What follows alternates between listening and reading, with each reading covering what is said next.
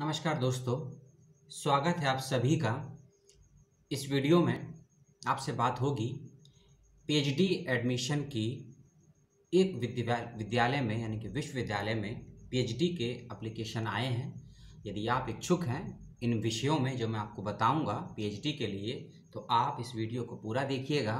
Form कैसे भरना है और साथ ही साथ वह बच्चे ज़रूर अप्लाई कीजिएगा जिनका नेट जेआरएफ एमफिल है या नहीं भी है, क्योंकि यदि आपका नेट जेआरएफ एमफिल सेलेक्ट है तो एग्ज़ाम नहीं देना है, डायरेक्ट इंटरव्यू होगा। और यदि आपका ये सब कुछ नहीं है तो आपको एंट्रेंस क्वालिफाई होने के बाद इंटरव्यू देने का मौका मिलेगा। लेकिन इस यूनिवर्सिटी के एडमिशन और पीएचडी में एक अच्छी चीज़ यह है सभी के लिए, जब आपका एडमिशन पीएचडी में हो जाएगा तो आपकी जॉब की गारंटी पहले ही महीने से हो जाएगी। जी हाँ, क्या होगा वह प्रोसेस उसके विषय में आगे बताऊंगा। सभी बच्चों को नॉन नेट के अलावा अतिरिक्त भी और पैसे प्राप्त होंगे, जॉब का फैसिलिटी मिलेगी इस विश्वविद्यालय में, उसके विषय में आगे बताऊंगा। लेकिन पहले एक यही अपील करूंगा कि जो सूचनाएं आपको मैं बोलूंगा उसको ध्यान से सुनिएगा और जो नीचे लिंक दिए हैं उसको चेक कर लीजिएगा। गले में बहुत ज़्यादा तकलीफ़ है और माइग्रेन सर चढ़ के बोल रहा है मेरे सर पे, तो इसीलिए बहुत आराम से बोलूँगा, स्लो बोलूँगा और सब चीज़ का लिंक नीचे दे दूँगा। लिंक में कोई समस्या हो, कोई ओपन नहीं हो रहा है, कोई जानकारी समझ में नहीं आ रही है, तो उसी लिंक में कुछ हेल्पलाइन नंबर भी दिए हैं, तो विश्वविद्यालय से संपर्क कीजिएगा। यदि मुझसे संपर्क करना चाहते हो तो कमेंट करके अपना ईमेल आईडी, फ़ोन नंबर छोड़ दीजिएगा या अपना सवाल छोड़ दीजिएगा, ठीक है। पहले आप समझ लीजिए कुछ इंपॉर्टेंट डेट्स को। पहली इसमें डेट है 22 जनवरी 2021। 17 जनवरी को आप देख रहे हैं वीडियो, 22 जनवरी 2021 फॉर्म भरने की लास्ट डेट है। 22 जनवरी 2021 फॉर्म भरने की है लास्ट डेट और समय है शाम का 5 बजे। फॉर्म भरने की भी लास्ट डेट और टाइमिंग है और फीस को जमा करने की भी लास्ट डेट और टाइमिंग है 22 जनवरी 2021, ठीक है, 22 जनवरी 2021।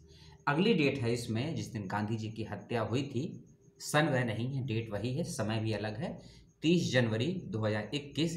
इस दिन होगी आपकी प्रवेश परीक्षाएं। यदि आप प्रवेश परीक्षाओं के लिए योग्य हैं, एग्जाम्प्टेड हैं तो कोई बात नहीं, लेकिन यदि प्रवेश परीक्षाएं हैं तो आप सभी की पीएचडी की प्रवेश परीक्षाएं होंगी 30 जनवरी 2021, दिन पड़ रहा है शनिवार। अगली डेट है 24 घंटे के बाद में, यानी कि 1 फरवरी 2021। इस दिन होगा आपका प्रवेश परीक्षाओं में उत्तीर्ण होने वाले विद्यार्थियों का इंटरव्यू। फिर से सुन लीजिए, जो बच्चे प्रवेश परीक्षाओं में पास हुए हैं, उत्तीर्ण हुए हैं, पीएचडी का कोई भी सब्जेक्ट हो, उनका होना है इंटरव्यू 1 फरवरी 2021। समय अभी नहीं बताया गया है। और साथ ही साथ वे सभी विद्यार्थी जो प्रवेश परीक्षाओं से छूट दी गई थी अर्थात एग्जाम्प्टेड थे, उनका इंटरव्यू भी 1 ही फरवरी को होगा। इस बात का भी ध्यान से सुन लीजिए और समझ लीजिए, ऐसा नोटिफिकेशन के अकॉर्डिंग कहा गया है। मैं आपको एक लैंडलाइन नंबर और एक मोबाइल नंबर और एक ईमेल आईडी डिस्क्रिप्शन बॉक्स में दे दूंगा। यदि कोई समस्या होती है फॉर्म भरने को लेकर, विश्वविद्यालय के विषय में कुछ जानना है, किसी कोर्स के विषय में जानना है, तो आप यहाँ से संपर्क कीजिएगा। सबसे पहले इस बात का ध्यान रखिएगा। और सूचना आपको मिल रही है 17 जनवरी को, तो 17 जनवरी तक जो भी सूचनाएं मैं दे रहा हूँ उसकी जिम्मेदारी मैं लेता हूँ और मेरा चैनल लेता है। 18 जनवरी 2021 को क्या अपडेट आता है वेबसाइट पर, क्या सूचनाएं अपलोड होती हैं, उसकी जिम्मेदारी मैं नहीं लेता हूं। मैं जिम्मेदारी लेता हूं 17 जनवरी तक के नोटिफिकेशन की। इस बात का ध्यान रखिएगा। अगली चीज आपको पहले मैं बता दूं, इसी वीडियो में मैं आपको एंट्रेंस के प्रोसेस और एंट्रेंस के पैटर्न के विषय में भी बताऊंगा, क्योंकि एंट्रेंस एग्जामिनेशन 100 नंबर का नहीं होगा। फिर से सुन लीजिए, एंट्रेंस एग्जामिनेशन 100 नंबर का नहीं होगा और साथ ही साथ रिसर्च मेथोडोलॉजी कह लीजिए या टीचिंग एप्टीट्यूड कह लीजिए, वह भी 50 नंबरों का नहीं आएगा। क्या है सही क्राइटेरिया वह बताऊंगा वीडियो में आगे। सबसे पहले सब्जेक्ट बहुत सारे हैं, मैं सभी विषय में नहीं बता पाऊंगा। 15-20 सब्जेक्ट है जिसमें पीएचडी की सीटें निकली हैं, सभी 15-20 कह रहा हूँ, लगभग 30 के समथिंग सब्जेक्ट हैं, ठीक है। तो सबका तो नहीं बता पाऊंगा, लेकिन 2-3 सब्जेक्ट का मैं आपको बता देता हूँ। जैसे कि एजुकेशन वाले, इसमें क्राइटेरिया दिया है कि आपका एरिया ऑफ रिसर्च क्या होगा, यानी किस किस विषय पे। जैसे मैं एजुकेशन का वैसे बता रहा हूँ, ऐसे ही बच्चे अपना हिस्ट्री का, लॉ का, मीडिया का देख लीजिएगा अपने लिस्ट के अकॉर्डिंग, ठीक है। लिस्ट नीचे दे दी गई है।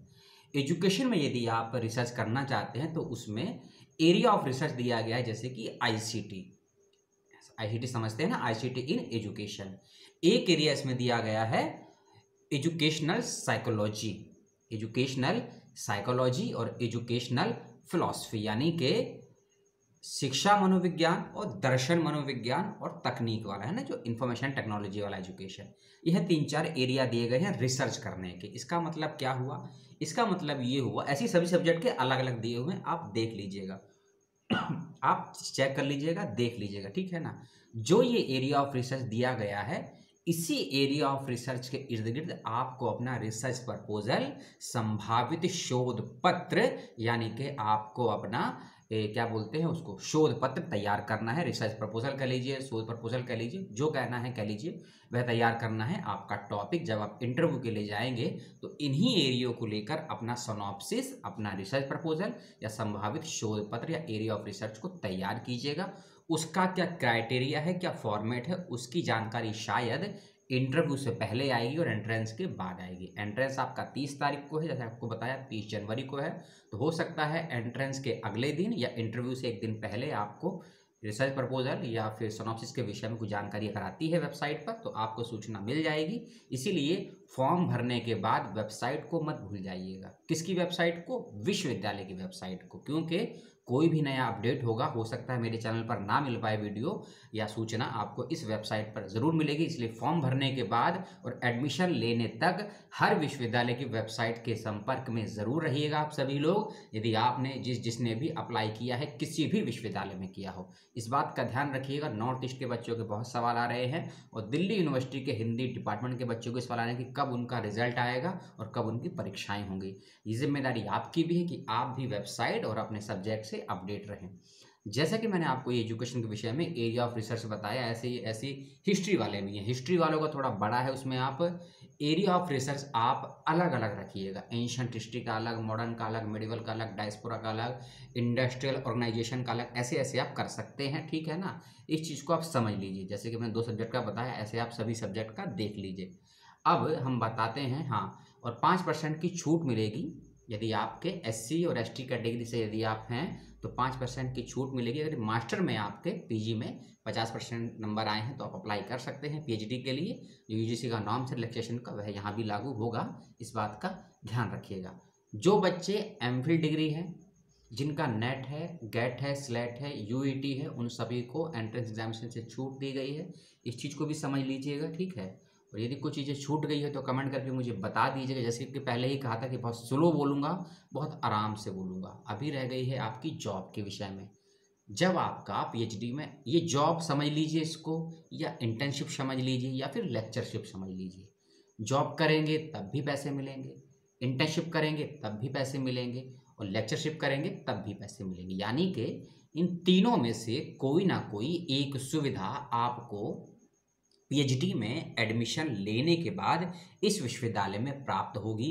सभी कैंडिडेट्स को, चाहे आपका जेआरएफ हो या ना हो, चाहे आपका नेट हो या ना हो, एमफिल हो या ना हो, उससे फ़र्क नहीं पड़ता है। जैसे कि आईआईटीज़ में होता है, यदि आपने पीएचडी में एडमिशन हुआ है तो आपको वहाँ असिस्टेंट प्रोफेसर, यानी कि जिसे बोलते हैं ना असिस्टेंटशिप करने को मिलती है।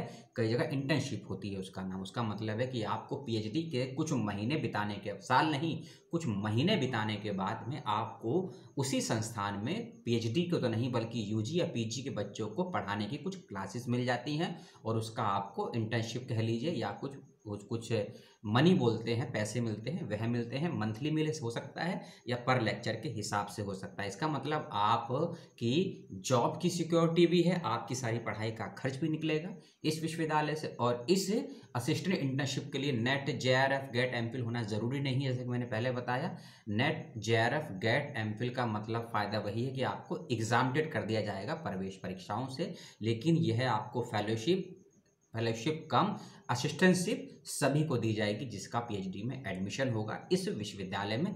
इस बात को समझ लीजिए। अगली चीज़ समझ लीजिए कि arts, commerce, science, professional course और एजुकेशन, सभी डिपार्टमेंट के फॉर्म निकले हैं अलग अलग सीटों को। डिटेल में जानकारी या प्रोस्पेक्टर और विश्वविद्यालय की वेबसाइट पर जाके देख लीजिएगा। लास्ट डेट का ध्यान रखिएगा फॉर्म भरने की 22 जनवरी 2021 और 30 जनवरी 2021 एंट्रेंस और 1 फरवरी 2021 को होगा आपका इंटरव्यू। इंटरव्यू का माध्यम ऑनलाइन रहेगा या ऑफलाइन रहेगा, इस विषय में अभी कुछ क्लियरिफिकेशन नहीं आई है विश्वविद्यालय की तरफ से, इस बात को ध्यान से समझ लीजिए। अब कुछ और ज़रूरी बात है, आपकी जो भी प्रवेश परीक्षाएं होंगी वह सभी होंगी ऑनलाइन माध्यम से। समझ लीजिए और सुन लीजिए, सभी प्रवेश परीक्षाएं सभी विषयों की होंगी ऑनलाइन माध्यम से होंगी, यानी कि ऑफलाइन नहीं होगी, ऑनलाइन माध्यम से होगी। अगली चीज़ समझ लीजिए, पूरा जो पेपर है, जो क्वेश्चन आएगा MCQ मोड पर आएगा और 70 क्वेश्चन आपसे पूछे जाएंगे। कितने क्वेश्चन? 17 क्वेश्चन आपसे पूछे जाएंगे और उसमें से आपके 20 क्वेश्चन होंगे रिसर्च एप्टीट्यूड के, 50 नहीं होंगे। समझ लीजिए 70 नंबर का पेपर है, 20 क्वेश्चन या 20 नंबर के क्वेश्चन होंगे, या 20 क्वेश्चन 20 नंबर समझ लीजिए या 20 क्वेश्चन समझ। अगर एक क्वेश्चन 1 नंबर का है तो 20 क्वेश्चन समझ लीजिए, अगर एक क्वेश्चन 2 नंबर का है तो 10 क्वेश्चन समझ लीजिए। सीधा सीधा मतलब समझ लीजिए, यानी कि इसमें लिखा हुआ है 20 क्वेश्चन, ठीक है ना, 20 मार्क्स लिखे हुए हैं, ठीक है ना, यानी कि 20 मार्क्स के क्वेश्चन होंगे रिसर्च एप्टीट्यूड से और 50 नंबरों के क्वेश्चन होंगे आपके सब्जेक्ट के। आपने जिस भी सब्जेक्ट से मास्टर किया है उससे फ़र्क नहीं पड़ता है, आपने जिस सब्जेक्ट में PhD के लिए अप्लाई किया है उस सब्जेक्ट से संबंधित आपसे 50 नंबर के क्वेश्चन किए जाएंगे और रिसर्च एप्टीट्यूड के 20 नंबर के। इसमें टीचिंग एप्टीट्यूड नहीं दिया है, रिसर्च मेथोलॉजी नहीं दिया है, जीके नहीं दिया गया है, यानी कि जो नेट का पहला पेपर होता है उस टाइप का नहीं है। इसने मेंशन कर दिया नोटिफिकेशन में, उस नोटिफिकेशन का लिंक आपको दे चुका हूं, उसको देख लीजिएगा। नीचे सीधा लिखा है रिसर्च एप्टीट्यूड, यानी कि शोध अभिक्षमता, शोध दक्षता जिसे बोलते हैं, उससे संबंधित क्वेश्चन होंगे 20 नंबरों के और 50 नंबर के आपसे आपके सब्जेक्ट के रिलेटेड क्वेश्चन होंगे और 30 नंबरों का क्लियर कट मेंशन है आपका इंटरव्यू होगा। 30 नंबरों का, उस 30 नंबर में आपका प्रेजेंटेशन होगा, आपकी भाषा को प्रस्तुत करने के तरीका होगा, आपका रिसर्च प्रपोजल होगा और जो आपने प्रेजेंट किया है वही लिखा है या नहीं लिखा है, आपका प्रेजेंटेशन ओवरऑल क्या है वो सब देखा जाएगा, क्योंकि इंटरव्यू के कई पार्ट्स होते हैं। पूर्व के दिल्ली यूनिवर्सिटी के जब मैंने वीडियो बनाए थे 10-12 वीडियो, उसमें मैंने किसी ना किसी 3 वीडियो में जरूर बताया था इंटरव्यू को लेकर, इंटरव्यू के क्या पार्ट होते हैं, कैसे इंटरव्यू देते हैं, कैसे प्रपोजल तैयार करते हैं और क्या डिफरेंस होता है MPhil और PhD के रिसर्च प्रपोजल में और इंटरव्यू में। उन वीडियोस को देख लीजिएगा, सभी का लिंक यहाँ देना संभव नहीं है, आप जाइए सीधा चैनल पर, वहाँ से आपको मिल जाएगी जानकारी। एंट्रेंस का माध्यम ऑनलाइन रहेगा, एग्ज़ाम 70 नंबर का होगा, 30 नंबर का इंटरव्यू होगा। उसके अलावा यदि कोई चीज़ छूट गई है तो मुझसे कंसल्ट कर लीजिएगा और मुझसे कंसल्ट करने से पहले विश्वविद्यालय से कंसल्ट कीजिएगा और विश्वविद्यालय में भी अपने विभाग से कंसल्ट कीजिएगा। और आपकी हेल्प के लिए कुछ phone number, mobile number, landline, email ID नीचे दी गई है और हर फ़ोन नंबर के सामने टाइमिंग लिखा हुआ है, सुबह 9 बजे से लेकर शाम 5 बजे के बीच में ही फ़ोन कीजिएगा, नहीं तो आपको कोई रिस्पांस नहीं मिलेगा। यदि किसी कंडीशंस पे इस टाइमिंग के बीच में मंडे टू फ्राइडे में कोई फ़ोन नहीं रिसीव करता है, नहीं रिस्पांस मिलता है, तब आप ईमेल कीजिए। ईमेल का सही समय पर रिस्पांस नहीं आता है तो यूनिवर्सिटी की vice chancellor, registrar, head of the department, वहाँ से संपर्क कीजिए। मुझसे संपर्क करेंगे कि कोई फ़ोन नहीं उठा रहा है, एडमिट कार्ड नहीं आया, तो उसका जवाब मैं नहीं दे पाऊँगा आपको, क्योंकि विश्वविद्यालय मेरा नहीं है और ना ही मैं वहाँ का स्टूडेंट हूँ। इसके लिए आपको विश्वविद्यालय से करना होगा संपर्क। तो ये थी सब जानकारी PhD के एडमिशन के लिए। अगर कुछ चीज़ें छूट गई है तो बता दीजिएगा मुझे, ठीक है ना। और बस इतना ही था वीडियो की सूचना में, और कोई सवाल हो तो कर लीजिएगा, उलझन हो तो कर लीजिएगा, ठीक है। बहुत बहुत धन्यवाद और नमस्कार।